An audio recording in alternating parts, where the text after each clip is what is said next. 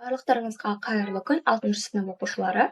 Бүгін біз сіздермен бірге екінші тақырып жай бөлшектер мен ондық бөлшектерге амалдар қолдану тақырыбының есептерін шығаратын боламыз. Бірінші бізде 19-шы есеп, бұл ауызша есеп. Сода да оны жазып қояйық. Бөлшектерді қайсысын ондық бөлшек түрінде жазуға болады, қайсысын ондық бөлшек түрінде жазуға болмайды дейді. Бізде ондық бөлшек түрінде жазуға келетін бөлшектер оның бөлімі 10-ға немесе 100-ге, 1000-ға бөлінетін сандар болу керек, немесе соған тең болу керек. Мысалы, 5-тен 3-ті алайық. Оны біз 10-ға келтірсек болады, астында үстінде 2-ге көбейтеміз, сонда 10-дан 6 болады.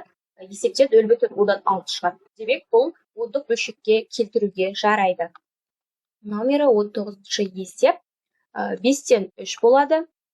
Одан кейін 12-ні біз келтіре алмаймыз, 9-ды келтіре алмаймыз, 20-дан 7 болады. 20-ны біз 100-ге келтіре аламыз, 5-ге көбейтіп.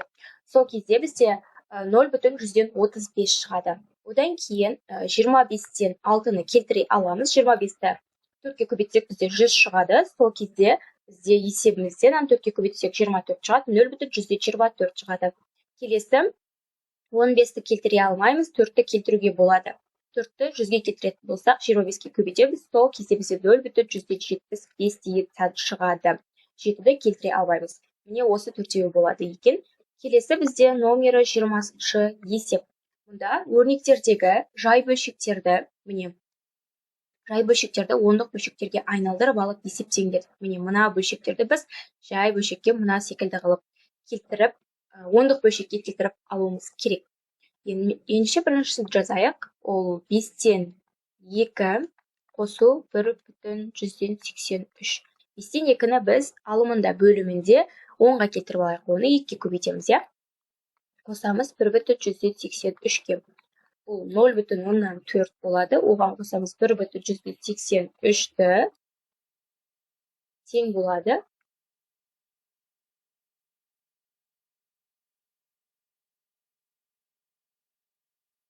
2,123-ге тең болады. Келесі екінші есебі.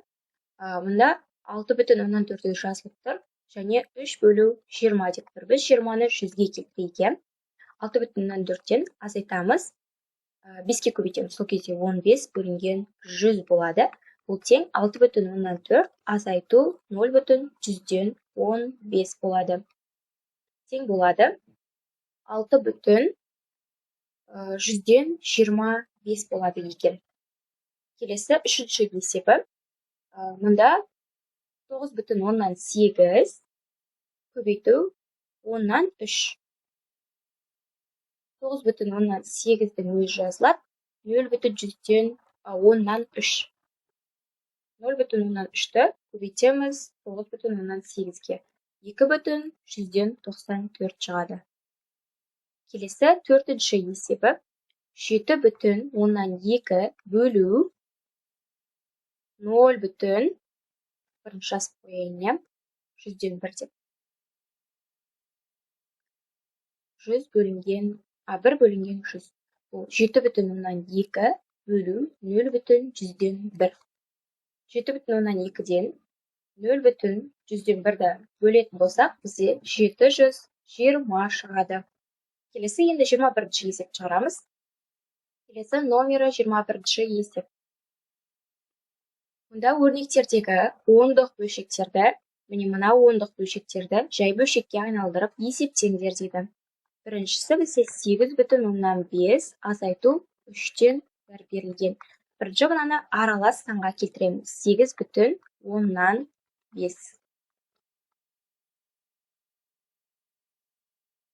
Мына жерде алдындағы 8-ден 0,5 азайтамыз. 8 болады. Мына екеуін ортақ бөлімге келтірейік. Мұнда 3-тен береміз. Мұнда 10-да береміз. Сол кезде бұнда 15 болады. Азайту 10. Бөлімінде 30 болады. Тең 8,30-дан 5. Бұл әрі қарай 5-ке қысқарады. Сонда 8,6-дан 1 болады есебіміз. Келесі екіншісі 4,9-дан 1 қосу 1,10-нан 8.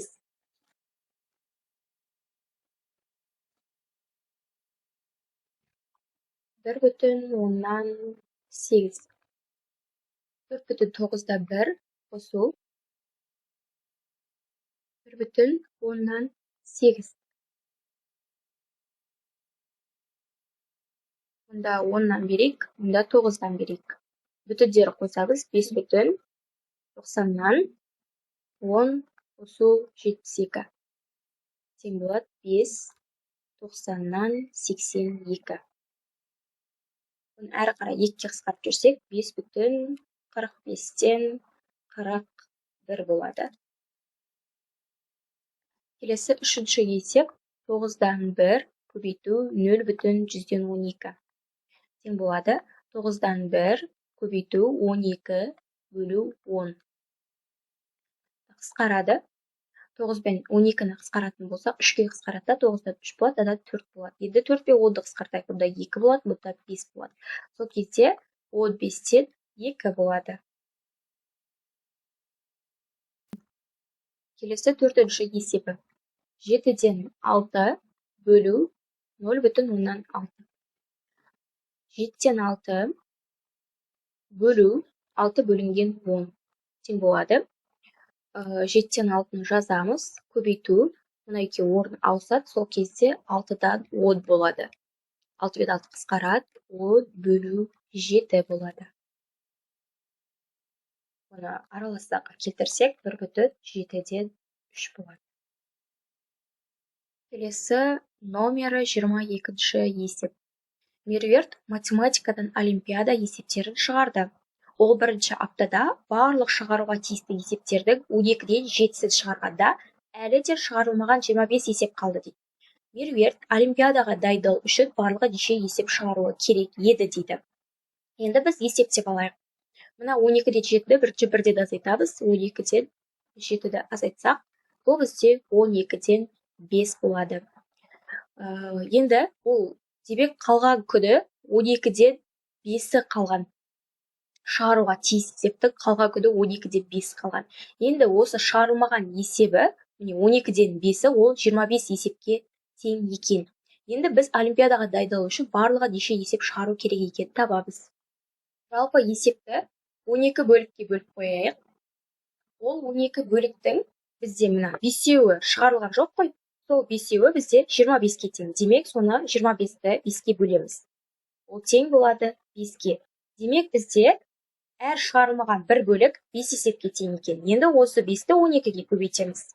Бізде 60 болады. Бізде есебіміздің жауабы сонда олимпиадаға дайындалу үшін барлығы 60 есеп шығару керек. Осы 60 есептің 12-ден 7-сі бізде 60-тан 25-ті азайтамыз, ол 35-ке тең болады.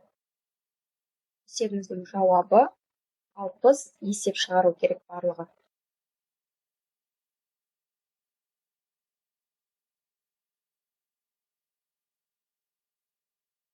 Келесі есеп номері 23-ші есеп. Номері 23. Мұнда айтады, алмадан өрік 4 есе жеңіл, шабдалы 2 есе жеңіл. Алманың массасы өрік пен шабдалының массаларының қосындысынан 50 граммға ауыр.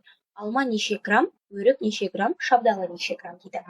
Мұнда біз алманы x деп белгілеп алайық. Алма бізде x-ке тең. Демек бізде өрік 4 есе жеңіл болса, x бөлінген 4 болады. Ал шабдалы 2 есе жеңіл болса, x бөлінген 2 болады.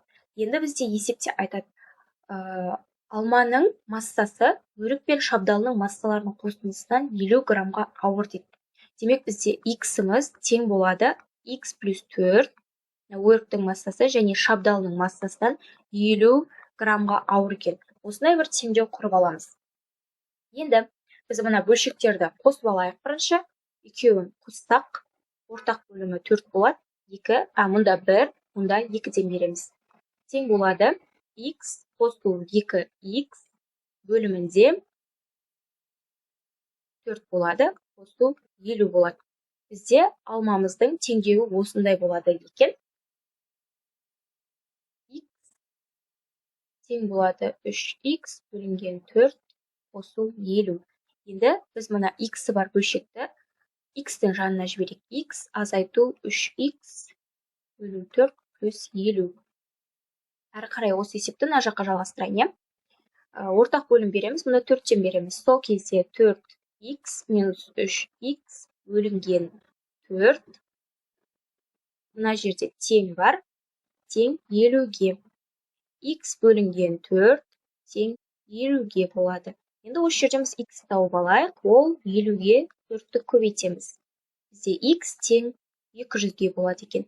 Демек, бізде алмамыздың салмағы 200 грамм екен. Енді өрікті тауып алайық. Өрік ол бізде x-ті 4-ке бөлгенге тең. Ол 50-ге тең екен. Ал шабдалы осы 200-ді 2-ге бөлгенге тең. Ол 100 болады. Енді біз бастапқы есебімізде белгені бар еді ғой, өрік пен шабдалының қосындысы және 50 граммды қосқан кезде алманыкі шығады деген. Соны тексеріп көрейікші. Алманың бізде салмағы 200 грамм, иә? Ол тең болады өрік пен шабдалының қосындысы және де 50 граммға тең. Мына жерден шынымен де 50 шығады, иә? Демек біздің 200 шығады. Демек біздің есебіміз дұрыс екен. Келесі номері 24-ші есеп. Мұнда айтады, уақытты сағат есебімен жай бөлшек түрінде жазып, сонан соң мүмкін болса ондық бөлшекке айналдырыңдар дейді. Мүмкін болса айналдырады екенбіз. Бірінші есепте 12 минут дейді. Мұны сағатқа айналдыруымыз керек, иә? Бізде бір сағатта 60 минут бар. Сондықтан 12 минутымыз тең болады 12 бөлінген 60 сағат бұл. 12-ге қысқартамыз, 1 бөлінген 5 сағат болады. Ол бізде 0,2 сағат екен. Келесі екінші есеп 5 минут дейді. 5 минут 5 бөлінген 60. Ол бізде 1 бөлінген 12 сағат болады. Бұл осылай қала береді. Келесі үшінші есебі 1 сағат 30 минут дейді. Бұл 1 бүтін 30 минут бөлінген 60. 1 бүтін 30-ды 60-қа бөлетін болсақ, 2-ден 1 болады. Бұл бізде 1 бүтін сағат, тоже сағат 1 бүтін 5 сағат болады. Яғни 1,5 минут дегеніміз 1,5 сағатқа тең екен. Келесі төртіншісі 1,5 2 сағат 15 минут дейді.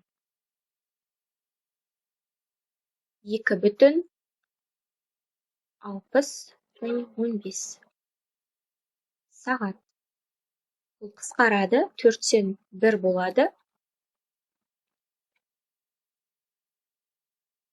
Мұны 100-ге көбейтсек 25, онда 2 бүтін 125 сағат екен. Келесі 5-ші есеп 1 сағат 36 минут. 1 бүтін 60-тан 36 сағат. Мұны 6-ға қысқарып жіберсек, немесе 12-ге қысқартайық, иә? Сол кезде 1 бүтін 5-тен 3 болады. Ол 1 бүтін 6 сағат болады. Келесі 6-шы есеп 3 сағат 50 минут. Тең болады 1 бүтін 60-тан 50 сағат. 10-ға қысқартып жіберейік, 1 бүтін 6-тан 5 сағат болады. Бұл осылай қалады екен. Мына жерде 3 сағатты 1 бүтін деп кетіппін. Ол бізде мына жерде 3 бүтін болады. Сол кезде 3 бүтін 6-дан 5 сағат болады. Келесі есеп номері 25-ші есеп. Мұнда бөлшектерді қысқартып, ондық бөлшек түрінде жазыңдар дейді. Бірінші 25-тен 20. Бұны қысқартамыз, 5-ге қысқартамыз. 5-ге қысқартқанда 5-тен 4 болады. Ол бізде 10-ға келтірейік, 18, 0 бүтін 10-нан 8 болады. Келесі 17 бөлінген 34. Бұны 17-ге қысқартамыз. Сонда 1 бөлігі 2 болады. Оны 10-ға келтірсек, 5. Бұл 0,5 болады. Келесі 24 бөлінген 32 болады.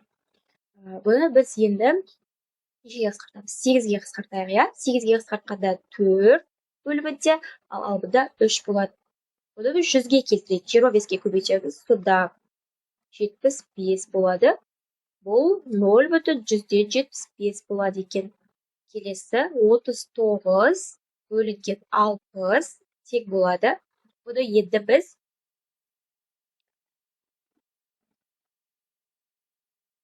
3-ке қысқартайық. 3-ке қысқартқан кезде 20, алымында 13 болады. 100-ге келтіреміз. 5-ке көбейткен кезде 65 болады. 0,165 болады екен. Келесі 27 бөлінген 75. Оны 3-ке қысқартайық. 3-ке қысқартқан кезде 9 және 25 болады. 100-ге келтіреміз. 4-ке көбейтеміз. 36. 0,136 болады. Келесі 6 бөлінген 24. Бұны 6-ға қысқартайық. Сол кезде 4-тен 1 болады. 125 тең болады 0,125-ке. Келесі номері 26-шы есеп. Мұнда өрнектердің мәнін табу қажет. Бірінші есепті жазып қояйық. 1,5-тен 3 қосу 1,8 көбейту 2-де 1. Бізге ыңғайлы болу үшін барлығын жай бөлшекке келтіреміз. Бірінші жақшаның ішінде 5-ке көбейтеміз. 5 қосамыз 8 бөлінген 5. Қосу мұнда 18 бөлу 10 болады. Көбейту 2-де 1. Бірінші жақшаның ішін орындайық. Бұнда 2-де береміз. Сол кезде 16 қосу 18 бөлігінде 10 болады. Көбейту 2-ден 1. 16-ды 18-ге қосатын болсақ, бізде 34 болады. Бөлінген 10, көбейту 2-ден 1. Енді 34-ті 2-ге қысқартамыз, 17 болады. 17 бөлінген 10. Тең болады. 1,7-ге. Келесі екінші есебі. 6 азайту 4,15-тен 8 бөлінген 2,2. Енді біз мына жерде 1,15-тен 8-ті азайтамыз да, мына жерде 1,5 деп жазамыз. 5 қалады, 1,5-ді дайыр жаққа жіберсек, сол кезде 1,15-тен 7 бөлу 22 бөлінген 10. Мына жерде 22 болады араласты. Жай бөлшекке келтірсек, көбейту дейміз. Екеуінің орны ауысады. Сол кезде міне қысқарды. Мұнда 2 қалады, мұнда 3 қалады. Сол кезде бізде 3-тен 2 болады есептің жауабы. Келесі номері 3-ші есеп. 1,125 қосу 6-дан 1 көбейту 2,4. Тең болады. 1,125-ті 125 бөлінген 100 деп алайық. Қосу 6-дан 1 көбейту 2,4-ті 24 бөлінген 10 деп алайық. Енді мұнаны қысқартып жіберейін.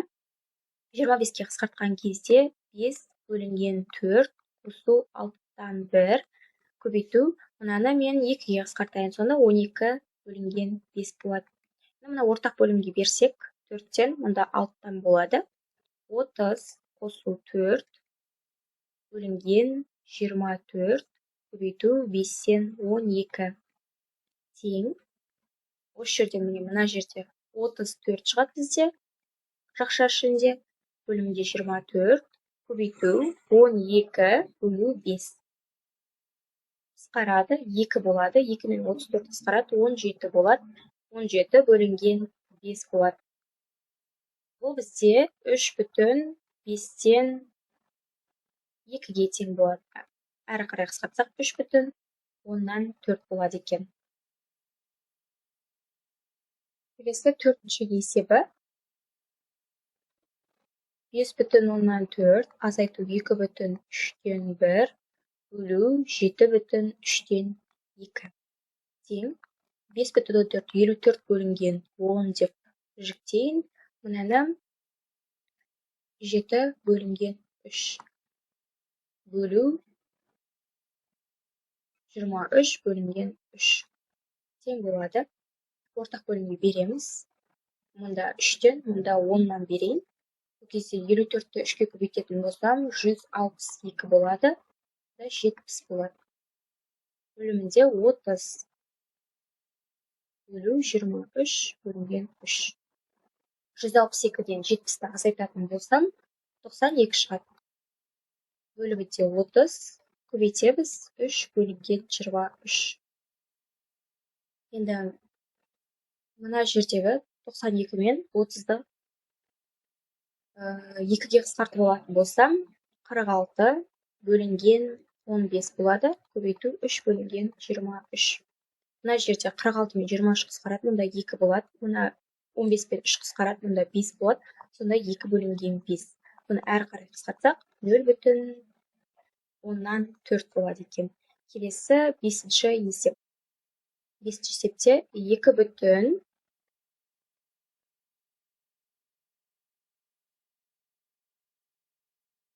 1 қосу 0,125 көбейту 0,2 тең болады. 2,3-тен 1-ді біз былай келтірейік. 7 бөлінген 3 қосу 0,125, ол бізде 4-те 1, я? Оны білеміз.